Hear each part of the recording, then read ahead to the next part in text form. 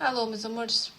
Olha, encontrei uns exercícios sobre a queda livre e então vou partilhá-los aqui convosco e resolvo ao mesmo tempo, se vocês não se importarem. Então, o objetivo deste exercício é, com base na experimental, investigar se o valor da aceleração da gravidade depende da massa dos corpos que estiverem em queda livre. Então, o grupo de alunos utilizou duas células fotovoltaicas, a X e a Y, que vocês estão aqui a ver na imagem, separadas através de uma distância D entre si, ligadas a um cronómetro digital. Aqui no cronómetro digital nós podemos pensar que isto é uma calculadora ou, se quiserem, um digitímetro. O objetivo deste equipamento é só fazer a leitura do tempo em que cada uma destas fotocélulas é interrompida. Os alunos começaram por medir com uma craveira o diâmetro de cada uma das esferas. A craveira está aqui ao lado. A esfera é colocada neste orifício que dá para ajustar e depois tem uma espécie de duas escalas para conseguirmos fazer a medição. Utilizaram esferas maciças com diâmetros diferentes, basicamente quer dizer que têm massas diferentes, e mediram o tempo que cada uma das esferas demorava a chegar de X a Y, chamaram-lhe ΔT de voo, e demoraram o tempo que cada uma daquelas esferas demora a passar em frente à fotocélula Y, e chamaram-lhe ΔTY. Depois, largaram a esfera sempre da mesma posição inicial, imediatamente acima aqui da fotocélula X. O objetivo de largar daqui é ter consciência que a velocidade na posição X vai ser zero. Portanto, tenho sempre uma velocidade inicial zero se cumprir com o que aqui está. A ideia é fazer isto usando um eletroímã. O eletroímã atrai a esfera, que é de metal, aciona um botão, desliga o eletroímã e a esfera inicia a queda. A primeira pergunta pede para selecionar a expressão que permite calcular um valor aproximado da velocidade Vy com que cada esfera passa na célula Y. Então, basicamente, o que eu vou fazer aqui é uma aproximação. Quando vocês calculam a velocidade média, fazem-no dividindo o ΔX sobre o ΔT. Só que nós aqui sabemos que a velocidade da esfera, à medida que ela cai, não é constante, está sempre a variar. Tenho aqui um movimento uniformemente acelerado. Isso significa que, se a velocidade está sempre a variar, dificilmente eu posso usar esta expressão. Ou melhor, eu não posso usar esta expressão se eu tiver um ΔT longo. Agora reparem, se eu só estou a considerar o valor ΔTY, este valor é muito pequeno. E por ser muito pequeno, é quase um instante. E sendo quase um instante, eu posso trabalhar esta expressão com uma pequena diferença. O meu valor de ΔX vai corresponder ao diâmetro da esfera. E o ΔT é só o tempo que a esfera demora a interromper a fotocélula Y. Isso significa que a minha opção correta vai ser a opção A. Não pode ser a B, porque no denominador tem o tempo de voo, e o tempo de voo é o tempo que demora a chegar da célula X à Y, que não é pequeno. Relativamente às duas opções do lado direito, onde vamos usar essa distância D, não tem lógica na C, porque eu estou a usar a distância D e um tempo que é basicamente o intervalo pequenino em que a esfera passa na fotocélula Y. E na D, isto sim seria uma velocidade média e eu não posso calcular aqui uma velocidade média. Na 1.2, pede o tempo que uma esfera, ou melhor, pede para vocês fazerem uma análise. O tempo que uma esfera demora a passar em frente à fotocélula Y diminui se a distância D aumentar, diminui se o diâmetro da esfera aumentar, não depende do diâmetro da esfera ou não depende da distância D. Nós temos que pensar que a esfera, à medida que vai caindo, a velocidade dela vai aumentando. Reparem que na esfera só está a atuar a força gravítica ao peso. E é esta força que faz aumentar o módulo da velocidade enquanto cai a esfera. Então, se eu tiver uma distância D maior, o que vai acontecer é que a velocidade, quando passa no Y, que vai ser posicionado, por exemplo, mais abaixo, já tem uma velocidade maior. E se tem uma velocidade maior, o tempo da esfera, ou que a esfera vai demorar a atravessar a minha fotocélula, é cada vez mais pequenino. Então, isto corresponde à minha opção A. O tempo que a esfera demora a passar em frente à célula Y diminui se a distância D aumentar, porque ao aumentar a distância D aumenta a velocidade.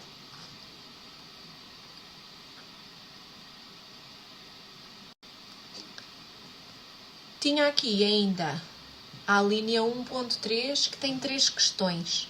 Na 1.3 eu já tenho 3 esferas diferentes e os alunos mediram o diâmetro de cada esfera, o tempo de passagem naquela fotocélula Y e ainda calcularam a velocidade com que a esfera passa nessa fotocélula Y.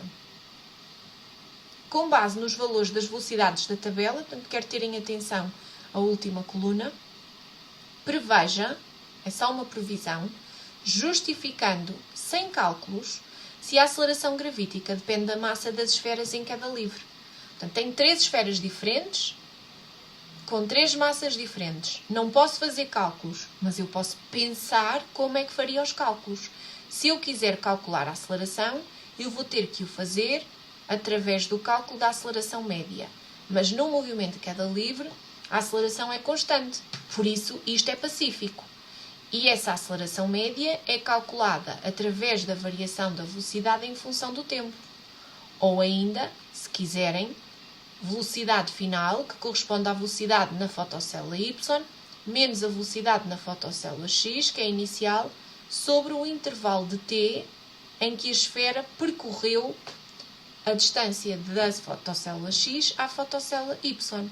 Não se esqueçam que a esfera foi largada da posição X. Então, esta parcela aqui é 0. Então, basicamente, para eu calcular a minha aceleração, eu só preciso do VY e o ΔT de voo. E agora reparem nos valores de VY. Eles são todos muito próximos. Portanto, só há aqui diferenças nos 2 últimos algarismos. 2,254, 2,231 e 2,262. Isso implica que, como a velocidade VY é muito semelhante para as 3 esferas, tem valores muito próximos, então a massa das esferas não vai influenciar este valor, ou não está a influenciar este valor.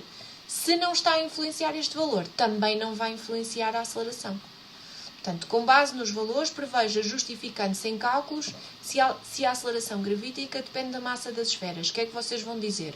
Não depende. G ou A, se quiserem, vou pôr aqui que isto é igual a G.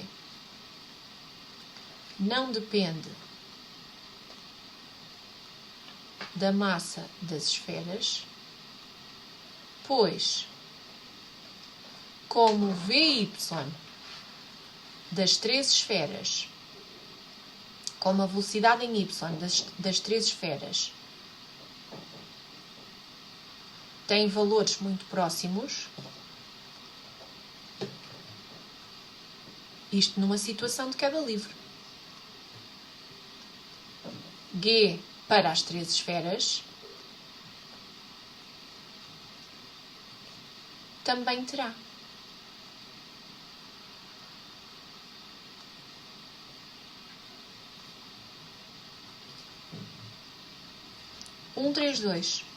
Os alunos obtiveram em 3 ensaios consecutivos os valores do tempo de voo para a esfera A. Portanto, estamos só a falar da primeira esfera agora.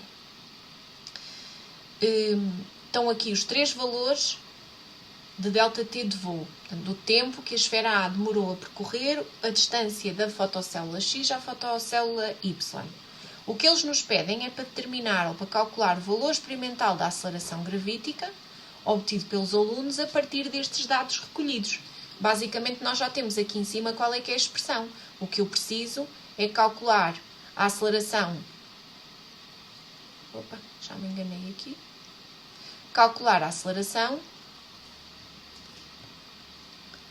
através da velocidade em Y sobre o ΔT de voo. O problema é que eu tenho 3 ΔTs de voo, mas não é um problema de facto, porque se eu tenho 3 valores para a mesma esfera, eu posso calcular a média. E se eu calcular a média, vocês já sabem como fazer, portanto, soma um valor mais o outro e divido por 3, é uma média aritmética simples. Eu vou obter aqui um valor de 220,2, estou a manter este valor em milissegundos, ok? Como se eu estivesse aqui a acrescentar uma ou outra linha à minha coluna. Posso deixar em milissegundos e passo para segundos quando vier fazer o cálculo. O VY está lá em cima, para a esfera A 2,254. Este valor já está em metros por segundo. Então eu tenho que pôr o tempo também em segundos, vezes 10 elevado a menos 3. Basta tirar o mili, e o mili é vezes 10 elevado a menos 3. Se eu fizer este cálculo, isto vai-me dar 10,24 metro por segundo ao quadrado. Há alguma cautela no número de significativos. Reparem que a minha velocidade tem 4 significativos. O meu tempo de voo também tem sempre 4 significativos. Logo, a média também tem que apresentar 4. Não pode apresentar nem mais nem menos. E o meu resultado da aceleração tem que ter os mesmos 4 algarismos significativos. Na 133, pede para calcular o valor da aceleração da gravidade obtido a partir dos dados recolhidos do movimento da esfera C. Agora vamos para a esfera C, sabendo que o erro percentual dessa medida é de 7,2% e tenho aqui uma informação que este erro foi cometido por excesso. Também nos pedem para usar o valor exato ou tabulado da aceleração gravítica como 9,8 metros por segundo. O que eu vou fazer aqui é, em vez de calcular o erro percentual, vou usar o erro percentual para calcular o meu valor experimental, que é este xi. Xi menos o valor tabulado ou verdadeiro sobre o tabulado ou verdadeiro vezes 100. Se eu for substituindo aos poucos, eu tenho 7,2% de erro. Já vou passar o xa aqui para o lado esquerdo a multiplicar, vezes 9,8. Posso tirar daqui o 100 e já mandá-lo para o lado esquerdo a dividir. E fico só com o lado direito com o meu módulo de xi menos o 9,8. Não se esqueçam que o nosso objetivo é chegar ao valor de xi. Vou fazer as continhas. E ao fazer as continhas, isto vai me permitir obter um xi igual a 10,5 metros por segundo ao quadrado. E já tenho o valor experimental da aceleração gravítica. Por aqui só igual ao meu G. Eu não mostrei o passo intermédio, mas vocês aqui só aplicam a matemática. Portanto, fazem 7,2 vezes 9,8 sobre 100 e passam o 9,8 para o lado esquerdo a somar.